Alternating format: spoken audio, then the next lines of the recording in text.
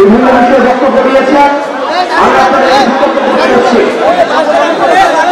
প্রিয় ব্রাহ্মণবাড়িয়ার তরুণ প্রজন্ম, তালিকা কারো ভাইয়েরা, আমার মা বোনেরা, বিভিন্ন শ্রেণীর মানুষ আজকে এখানে উপস্থিত হয়েছেন। আপনাদেরকে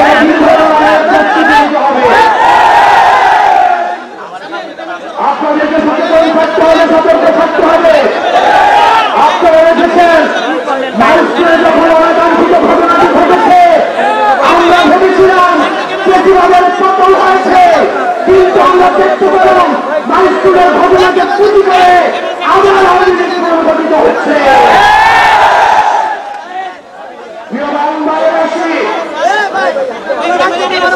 আমাদের প্রতিবাদ বিরোধী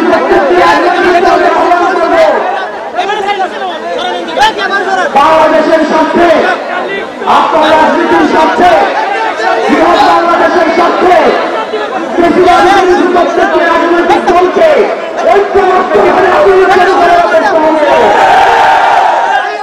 একই সাথে একই উত্তরণের জন্য আমরা যে সংস্কার প্রস্তাবগুলো দিয়েছি, এই সংস্কার প্রস্তাবের আশেপাশের মধ্য দিয়ে একটি গ্রহণযোগ্য নির্বাচনের দিকে যেতে হবে। সেটির পূর্বে দৃশ্যমান বিচার এবং সংস্কার নিশ্চিত করতে হবে। আমাদের আপার হাউসে অবশ্যই বিহার নিশ্চিত করতে হবে।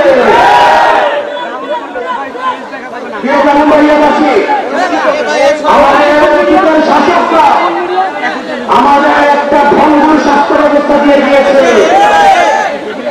আপনি রাস্তায় বের হন, আপনি বাসে চাপা পড়ে মরবেন, আপনি হসপিটালে যান, চিকিৎসালয় মারা যাবেন,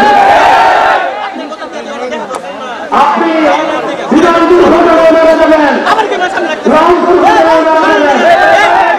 বাংলাদেশের একটি স্বাভাবিক মৃত্যুর নিশ্চয়কে রাস্তা আমাদেরকে দেয় না। আমরা একটা স্বাভাবিক মৃত্যুর নিশ্চয়তা চাই।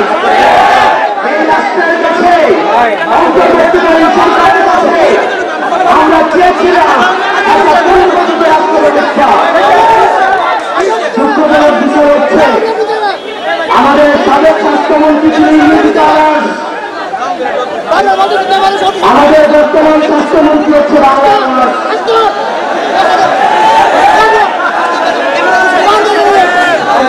অন্তর্বর্তীকালীন স্বাস্থ্য ব্যবস্থা পর্যায়ের কথা ছিল না।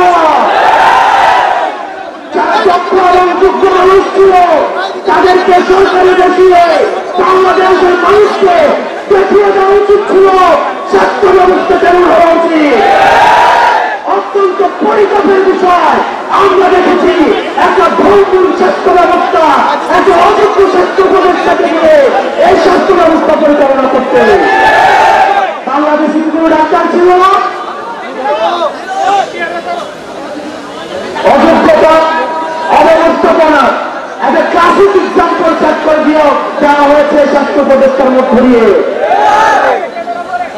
আমরা একটা ভালো শিক্ষা চেয়েছিলাম, একটা ভালো নির্বাচন ব্যবস্থা চেয়েছিলাম, আমরা একটা রাষ্ট্র ব্যবস্থা চেয়েছিলাম। ব্রাহ্মণবাড়িয়াবাসী আমরা কথা দিচ্ছি, আমরা যদি ঐক্যবদ্ধ থাকি তাহলে আমি ইতিহাস করব। আমরা যে জালিমের শাসন রয়েছে সেটির উঠে গিয়ে আমরা ইনসাফের শাসন ব্যবস্থা নিশ্চিত করব। সবার জন্য আমরা সমান অধিকার, ইনসাফ, স্বেচ্ছতা চাই করে যে বাংলাদেশ আমরা গঠন করব। আপনারা সবাই ভালো থাকবেন, সুস্থ থাকবেন। আমার বাড়ি কুমিল্লা, এই ব্রাহ্মণবাড়িয়াতে আমাদের গুরুত্বপূর্ণ সম্পর্ক রয়েছে। আমাদের পারিবারিক ব্যবসা, আমাদের পারিবারিক বিভিন্ন ধরনের আত্মীয়, আমাদের নিজস্ব ব্যবসা এই ব্রাহ্মণবাড়িয়াতে রয়েছে।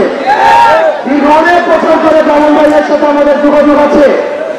আমরা একই সাথে কুমিল্লা ব্রাহ্মণবাড়িয়ার যে গুরুত্বপূর্ণ সম্পর্ক সেটিকে আরো সুসংগঠিত করার মধ্য দিয়ে আমরা একটা পুনর্গঠিত বাংলাদেশ গড়ার ক্ষেত্রে এই ব্রাহ্মণবাড়িয়াবাসী, বৃহত্তর কুমিল্লা অবশ্যই বৃহত্তর অবদান রাখবে।